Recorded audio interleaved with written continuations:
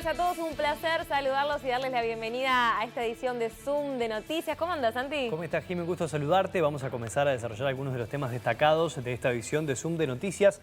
Y comenzamos por el Congo, con esta noticia que se dio allá por el mes de mayo.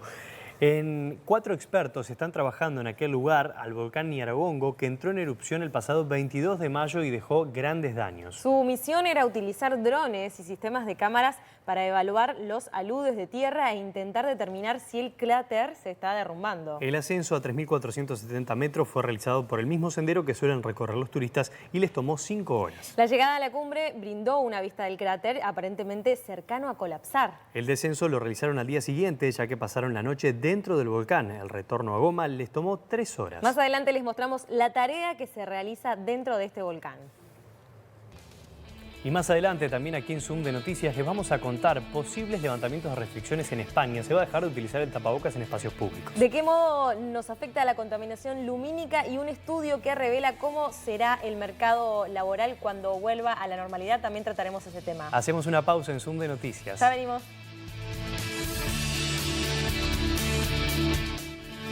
Seguimos en Zoom de Noticias y comenzamos a viajar por el mundo, Santi. Nos vamos a España, que es uno de los países más castigados por la primera ola del COVID-19. Ahora será beneficiaria de fondos europeos para reactivar su economía. Desde Madrid nos informa Maya Restrepo. Saludos, así es, la presidenta de la Comisión Europea, Ursula von der Leyen, ya se encuentra aquí en Madrid para dar el visto bueno al plan de recuperación económica preparado por el gobierno español. Este será el primer paso para conseguir los fondos de Bruselas, de los que España podría acceder a 140 millones de euros para paliar la crisis de la COVID-19. Son 5 países que visitará la mandataria y antes de llegar esta mañana a la capital española, presentó su pasaporte COVID e invitó a todo el mundo a descargarlo. En la reunión que ha mantenido con el presidente Pedro Sánchez y con la ministra de Asuntos Exteriores, Arantxa González Laya, resaltamos el anuncio del mandatario español de que pronto el país no necesitará del uso de la mascarilla en exteriores gracias al ritmo de vacunación alcanzado, ya que la semana pasada se administraron más de 3,5 millones de dosis, superando la capacidad histórica de inoculación nacional. Entre tanto, el Ministerio de Sanidad y todas las comunidades han acordado que mantendrán la vacunación por edades hasta el fin del proceso.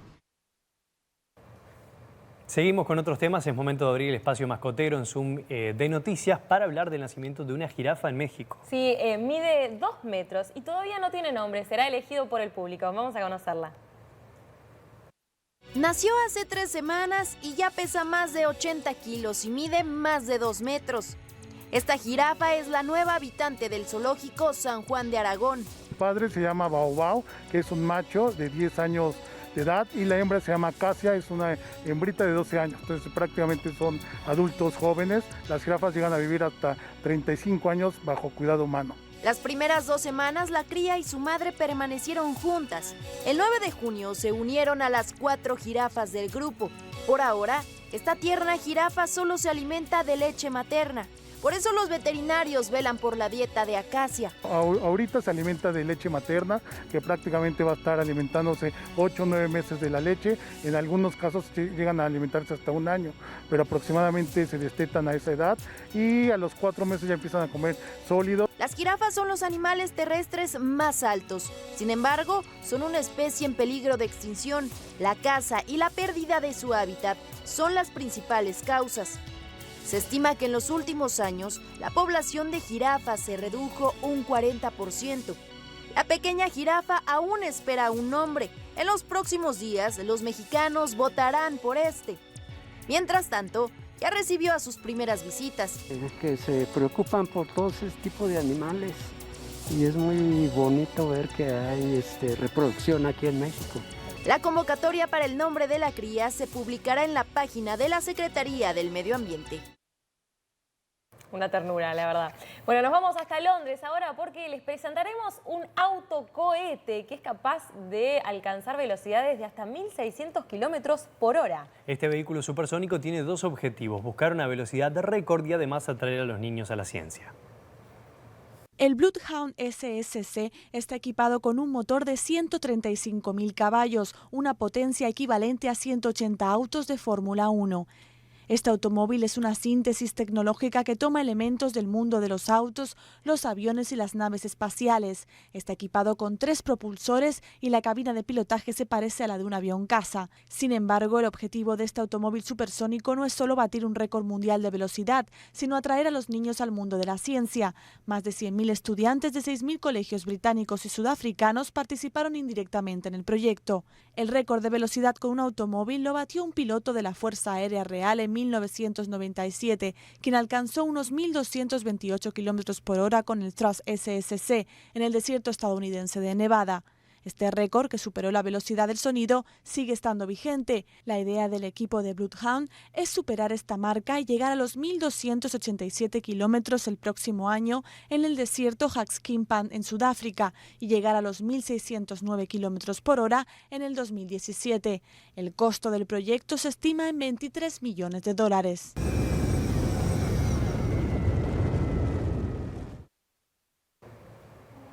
Hablamos ahora de un museo croata que se ha convertido en un gran éxito y tiene franquicias por todo el mundo. Algunas de las curiosidades que se pueden ver allí, bueno, los visitantes pueden ver su cabeza colocada en una bandeja o tomarse una foto desde un techo.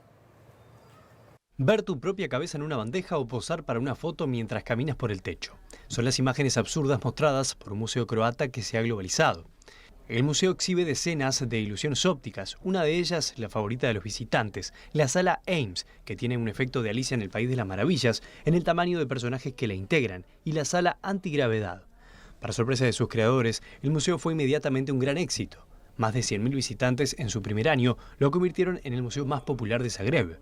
El éxito condujo a la expansión, primero en Croacia y luego en las capitales europeas, como Viena, Belgrado y París. Ahora hay sucursales abiertas en 4 continentes y 6 nuevas franquicias, incluida una de ellas en Israel, que abrirá antes de fin de año. Inspirándose en el programa de televisión estadounidense La Ciencia de lo Absurdo, querían crear un lugar donde los visitantes pudieran entretenerse mientras estimulaban sus células grises, y ahora tienen franquicias autorizadas desde Nueva York a Kuala Lumpur. Según el creador, no querían hacer un museo clásico donde se espere que la gente permanezca en silencio y contemple las exhibiciones, sino que se anima a los visitantes a divertirse. Hay una parte muy importante de esta estrategia: inspirar a los visitantes a compartir las imágenes a través de redes sociales. Y ahora vamos a hablar de la inmunización contra el COVID-19 y ya es una realidad. A mayor vacunación, menos tasa de contagios del virus. Estos datos surgen de un informe del periódico estadounidense The Washington Post. En jurisdicciones de Estados Unidos donde es mayor la tasa de vacunación, se han disminuido los nuevos contagios de coronavirus, de acuerdo con un informe del periódico The Washington Post. Las conclusiones reafirman las premisas con las que los Centros para el Control y Prevención de Enfermedades insisten para contener la diseminación del virus a través de la inmunización. Aún así, el país registra más de 600.000 muertes a lo largo de la pandemia. Ya sabes, hace un año realmente nunca pensamos que llegaríamos a esa cifra, pero está aquí, y creo que las personas que todavía se enferman y mueren son las personas que no han sido vacunadas. Francamente, la tasa de infección, la tasa de mortalidad entre las personas que no están vacunadas es igual que hace un año. Los expertos destacan el valor de la vacunación masiva para reducir el inminente riesgo de rebrote con las constantes mutaciones del coronavirus. Existe el gran riesgo de que esa variante Delta se convierta en la cepa predominante en Estados Unidos si no tenemos cuidado. Y las personas no vacunadas que transmiten esa infección de persona a persona aumentan el riesgo de que suceda. Esta cepa es más infecciosa y tal vez incluso un poco más letal que la cepa actual que tenemos. Por otra parte, un informe de la publicación académica Enfermedades Clínicas Infecciosas sugiere que el coronavirus se registró por primera vez en Illinois desde el 24 de diciembre de 2019. Mucho antes de las primeras advertencias conocidas desde los CDC. José Pernalete, Voz de América, Miami. Viajamos hasta Estados Unidos. La NASA está preparando a 2 astronautas para caminatas espaciales. La misión será instalar nuevos paneles solares que suministren energía a la Estación Espacial Internacional.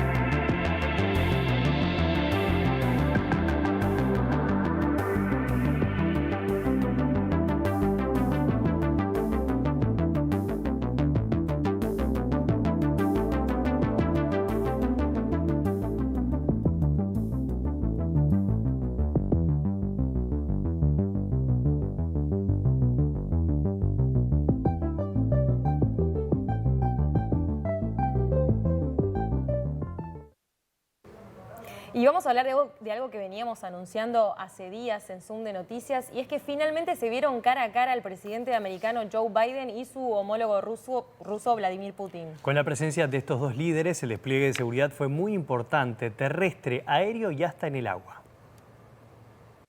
Cierre de vías, rutas suspendidas de transporte público. Cerca de 3.000 policías y 1.000 militares impactan el funcionamiento normal de la segunda ciudad más conocida de Suiza, Ginebra. Un territorio de tan solo 10 kilómetros cuadrados que dará la bienvenida a los presidentes de Estados Unidos y Rusia para su primer cara a cara desde que Biden asumió el poder.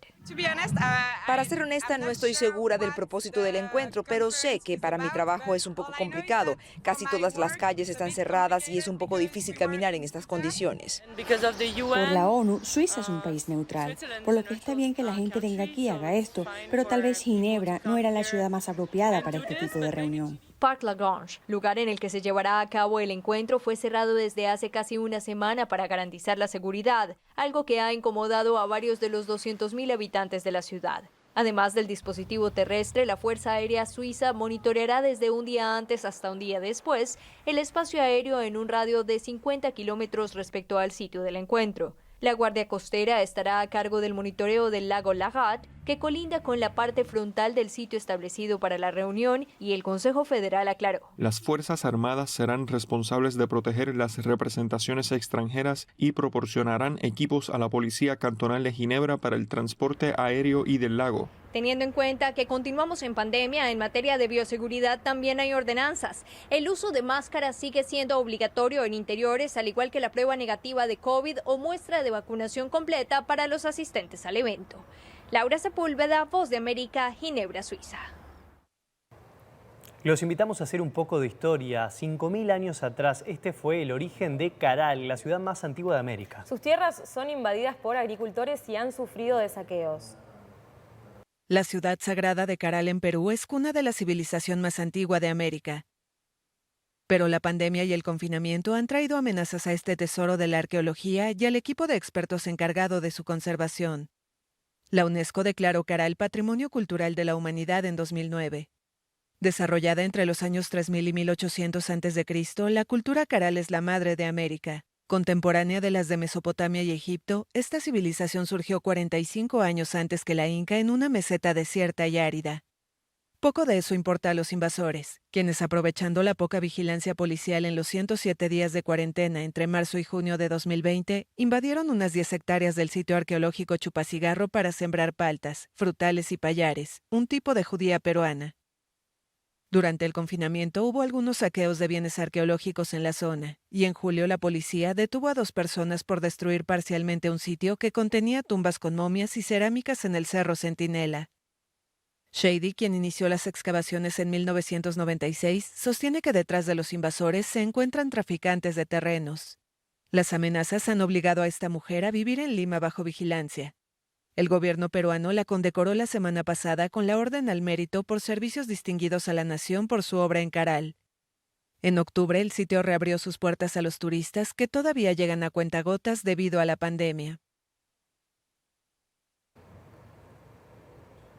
Seguimos compartiendo información y ahora los invitamos a ver un simple experimento que puede demostrarnos cómo los árboles nos pueden proteger de desastres. Conozcamos más detalles sobre este beneficio.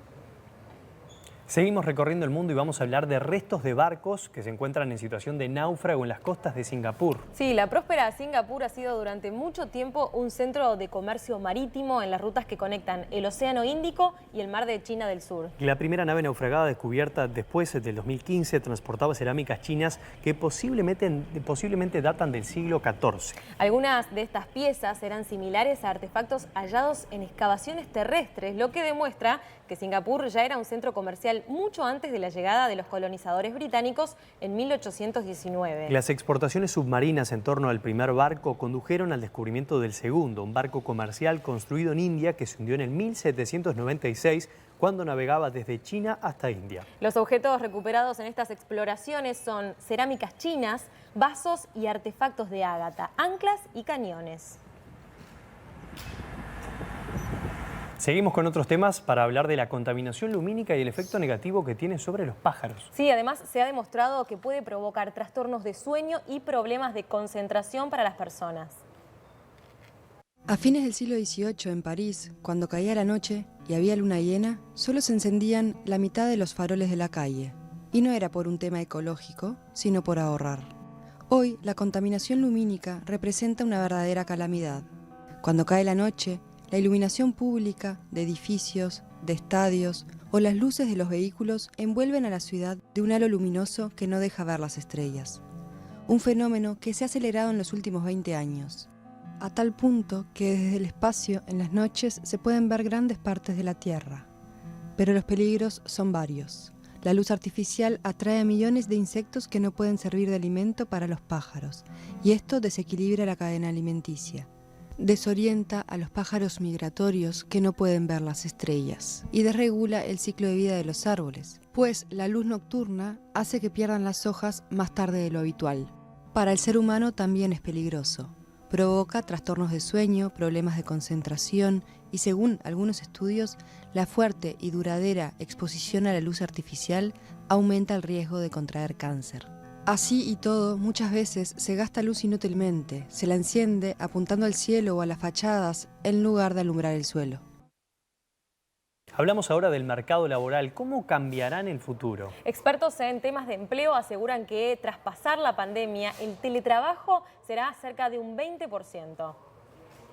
De acuerdo al especialista en empleos, Enrique López Arce, un alto porcentaje de los que quedaron sin trabajo en el contexto de la pandemia ya no volverán a encontrar un puesto en su sector, especialmente aquellos que estaban vinculados a rubros como el turismo, comercios y eventos. Otro punto que destacó es que las empresas aprenderán a funcionar con menos empleados gracias a la automatización y el teletrabajo, proceso que se aceleró en este periodo de largas cuarentenas sanitarias. Señaló que empleos relacionados a tecnología, química, farmacéutica, laboratorios y medicina tendrán mayor demanda laboral. López Arce dijo que el gobierno debe tener en cuenta todos estos datos y establecer políticas enfocadas a desarrollar habilidades necesarias para el mercado pospandemia. Y el otro jaque más importante tiene que ver con la automatización, ¿verdad? El análisis de Pizarrides, Premio Nobel de Economía, sumado al de la OCDE y del Foro Económico Mundial, dice en los siguientes años esperamos una disminución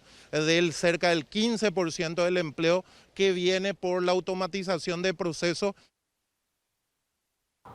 Y ahora vamos a hablar de un extraño fenómeno que desequilibra el núcleo de la Tierra. ¿Cuál es el problema? El núcleo está creciendo más de un lado que de otro. Vamos a conocer este informe.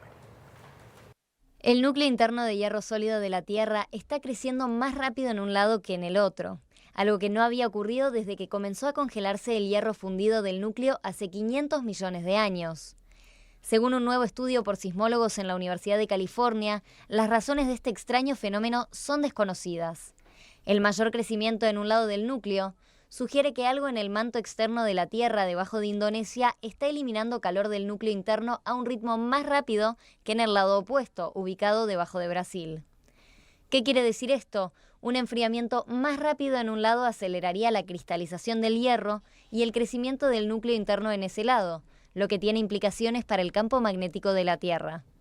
Esto sucede porque la convección en el núcleo externo impulsada por la liberación de calor del núcleo interno es lo que hoy impulsa la dínamo que genera el campo magnético que nos protege de las partículas peligrosas del Sol.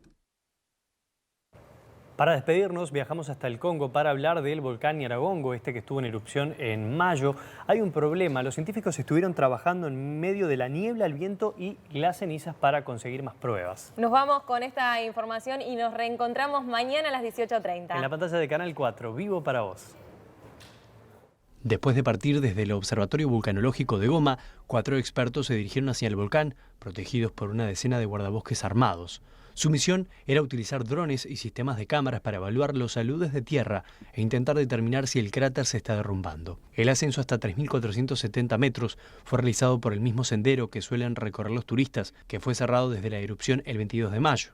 El ascenso llevó unas 5 horas y comenzó con temperatura cálida. Los árboles en todo el camino fueron arrancados de raíz por la erupción o por la actividad telúrica, que continuó durante semanas después desde que se deslizara el gran flujo de lava. La llegada a la cumbre brinda una vista del cráter, aparentemente cercano a colapsar.